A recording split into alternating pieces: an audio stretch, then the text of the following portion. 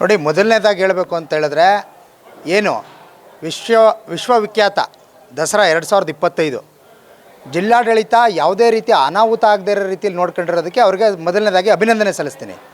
ಆದರೆ ಇವರು ಜಿಲ್ಲಾಡಳಿತ ಸಂಪೂರ್ಣವಾದ ಪಾಸ್ನ ಇನ್ಚಾರ್ಜನ್ನು ತಗೊಂಡು 6,500 ದುಡ್ಡನ್ನ ಜನಗಳ ಹತ್ರ ತಗೊಂಡು ಅವ್ರಿಗೆ ಗೋಲ್ಡ್ ಪಾಸ್ನ ಇಶ್ಯೂ ಮಾಡಿದ್ರಲ್ಲ, ಆ ಇಶ್ಯೂ ಮಾಡಿದಂಥವ್ರು ಯಾರೂ ಕೂಡ ಒಳಗಡೆ ಹೋಗಿ ದಸರಾವನ್ನು ನೋಡಲಿಲ್ಲ. ಎಲ್ಲರನ್ನೂ ಗೇಟ್ ಕಾಯೋ ರೀತಿಯಲ್ಲಿ ಜಿಲ್ಲಾಡಳಿತ ನಡ್ಕೊಂಡಿದೆ. ಇದರಲ್ಲಿ ಸಂಪೂರ್ಣವಾಗಿ ವಿಫಲರಾಗಿದ್ದಾರೆ.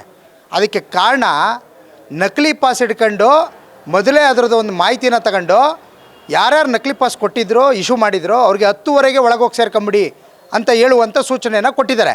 ಆ ನಕಲಿ ಪಾಸ್ನ ಪ್ರಿಂಟ್ ಮಾಡಿದವ್ರು ಯಾರು? ನಕಲಿ ಪಾಸ್ನ ಇಶ್ಯೂ ಮಾಡಿದವ್ರು ಯಾರು? ಅದನ್ನು ಯಾಕೆ ಇನ್ನೂ ತನಿಖೆ ಮಾಡಿಲ್ಲ? ನಿಮ್ಮ ಪೊಲೀಸವರು ಹಿಡಿದಿದ್ದಾರೆ, ಮಾಧ್ಯಮಗಳಲ್ಲೇ ಬಂದಿದೆ ಪೊಲೀಸವರು ಹಿಡಿದಿರುವಂಥ ವಿಚಾರ. ಪೊಲೀಸವ್ರು ಹಿಡಿದು ಅವನ್ನ ಬಂಧಿಸಿದ್ದಾರೆ ಅಂತಲೂ ಮಾಧ್ಯಮದಲ್ಲಿ ಬಂದಿದೆ. ಅವ್ರನ್ನ ಬಂಧಿಸಿದ ಮೇಲೆ ಅದನ್ನು ನೆಕ್ಸ್ಟು ನೀವೇನು ತನಿಖೆ ಮಾಡಿದ್ದೀರಿ? ಪ್ರಿಂಟ್ ಎಲ್ಲಾಯಿತು? ಯಾರು ಪಾಸ್ನ ಮಾರಿದವರು? ಆಡಾಗಲೇ ಈ ಪಿಕ್ಚರ್ ಟಿಕೆಟ್ನ ಸೆಕೆಂಡಲ್ಲಿ ಮಾರ್ತಾರಲ್ಲ ಬ್ಲ್ಯಾಕಲ್ಲಿ, ಆ ಥರ ದಸರಾ ಪಾಸ್ನ ಮಾರುವಂಥ ವ್ಯವಸ್ಥೆ ಈ ಅರಮನೆ ಮುಂಭಾಗದಲ್ಲೇ ನಡೀತಲ್ಲ. ಅದಕ್ಕೆ ಜಿಲ್ಲಾಡಳಿತ ಏನು ಆ್ಯಕ್ಷನ್ ತಗೊಂಡಿದ್ದೀರಿ? ನೀವೇನಾದ್ರು ತನಿಖೆ ಮಾಡಿದ್ದೀರಿ? ಅದನ್ನು ತನಿಖೆ ಮಾಡಿದರೆ ಎಲ್ಲಾಯಿತು ತನಿಖೆ? ಯಾವ ಮಟ್ಟಕ್ಕೆ ಬಂದಿದೆ ತನಿಖೆ? ಜನಕ್ಕೆ ತಿಳಿಸುವಂಥ ಕೆಲಸ ಮಾಡಿದ್ದೀರಾ? ಯಾರನ್ನು ಬಂಧಿಸಿದಿರಿ? ನಕಲಿ ಪಾಸ್ ಎಲ್ಲಿ ತಯಾರಾಯಿತು? ಇದಕ್ಕೆಲ್ಲವೂ ಕೂಡ ಉತ್ತರವನ್ನು ಜಿಲ್ಲಾಡಳಿತ ಕೊಡಬೇಕಾಗ್ತದೆ. ಇಲ್ಲ ಅಂತ ಹೇಳಿದ್ರೆ ಕಾನೂನು ಹೋರಾಟವನ್ನು ನಾವು ಮಾಡೇ ಮಾಡ್ತೀವಿ. ನಾವು ಕಾದ್ವಿ, ದಸರಾಗೆ 2-3 ದಿನ ಆದ್ರೂ ಏನಾರು ಒಂದು ಮಾಹಿತಿ ಬರ್ಬೋದು, ಏನಾರು ಒಂದು ವಿಷಯ ಬರ್ಬೋದು ಅಂತ. ಆದರೆ ಯಾವುದೇ ರೀತಿಯ ಬರ್ತಾಯಿಲ್ಲ. ಯಾವ ಥರ ನಡೀತು ಅಂದರೆ ದಸರಾ ಸಂಪೂರ್ಣವಾಗಿ ಇದು ಕಾಂಗ್ರೆಸ್ ದಸರಾ, ಕಾಂಗ್ರೆಸ್ ಅವ್ರದ್ದೇ ಸಂಪೂರ್ಣವಾದ ದಸರಾ. ಏನು ಅವ್ರದ್ದು ಇದು? ಅವ್ರದ್ದು ಅವ್ರ ಮಕ್ಕಳದೇ, ಅವ್ರ ಮೊಮ್ಮಕ್ಕಳದು ಆಡಂಬರ. ಆಗಲೇ ಒಂದು ಪ್ರೊಸೆಷನಲ್ಲಿ ಓಪನ್ ಜೀಪಲ್ಲಿ ಮೊಮ್ಮಗನ್ನ ಕರ್ಕೊಂಡು ಹೋಗ್ತಾರೆ ಅಂತಂದರೆ ಇದು ಎಲ್ಲಿಗೆ ಬಂತಿದ್ದು? ಜಿಲ್ಲಾಡಳಿತ ಏನು ಮಾಡ್ತಾಯಿದೆ? ಓಪನ್ ಜೀಪಲ್ಲಿ ಕೂರಿಸ್ಕೋಬೇಕಾರೆ ಕಣ್ಣು ಮುಚ್ಕೊಂಡಿದ್ದೀರ ನೀವೆಲ್ಲ? ಬೇರೆ ಯಾರು ಸಾಮಾನ್ಯ ವ್ಯಕ್ತಿಗಳು ಏನಾರು ಈ ಕೆಲಸ ಮಾಡಿದರೆ ಬಿಡ್ತಾಯಿದ್ರ ನೀವು?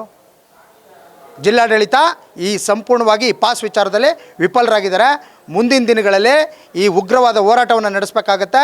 ಇದೇನಾದ್ರು ಮಾಡಲಿಲ್ಲ ಅಂದರೆ ನಾವು ಮುಂದಿನ ದಿನಗಳಲ್ಲಿ ಕಾನೂನು ಹೋರಾಟವನ್ನು ಮಾಡೇ ಮಾಡ್ತೀವಿ ಅಂತೇಳಿ ಈ ಜಿಲ್ಲಾಡಳಿತಕ್ಕೆ ತಿಳಿಸ್ತಾ ಇದ್ದೀನಿ ತಮ್ಮ ಮಾಧ್ಯಮದ ಮುಖಾಂತರ.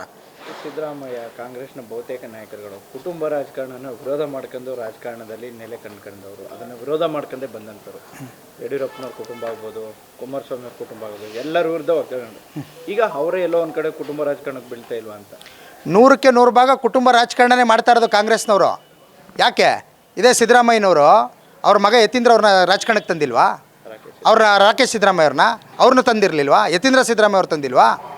ಮತ್ತು ಅವ್ರ ಮೊಮ್ಮಗನ್ನು ಕರ್ಕೊಬರುವಂಥ ಕೆಲಸವನ್ನು ಇತ್ತೀಚಿನ ದಿನಗಳಲ್ಲಿ ಮಾಡ್ತವ್ರೆ. ಮಾದೇವಪ್ಪನವ್ರು ಏನು ಮಾಡ್ತವ್ರೆ? ಡಿ ಕೆ ಶಿವಕುಮಾರ್ ಅಣ್ಣ ತಮ್ಮದಿರು ಇಬ್ಬರು ಇಲ್ವಾ ರಾಜಕಾರಣದಲ್ಲಿ? ಸಂಪೂರ್ಣವಾಗಿ ಕಾಂಗ್ರೆಸ್ ಅವರೇ ಕುಟುಂಬ ರಾಜಕಾರಣ ಮಾಡ್ತಾ ಇರೋದು. ಆ ಪಕ್ಷದಲ್ಲಿ ಯಾವುದೇ ಕಾರಣಕ್ಕೂ ಬೇರೆ ಸಣ್ಣ ಪುಟ್ಟ ಕಾರ್ಯಕರ್ತರಿಗೆ ಉಳಿಗಾಲನೇ ಇಲ್ಲ.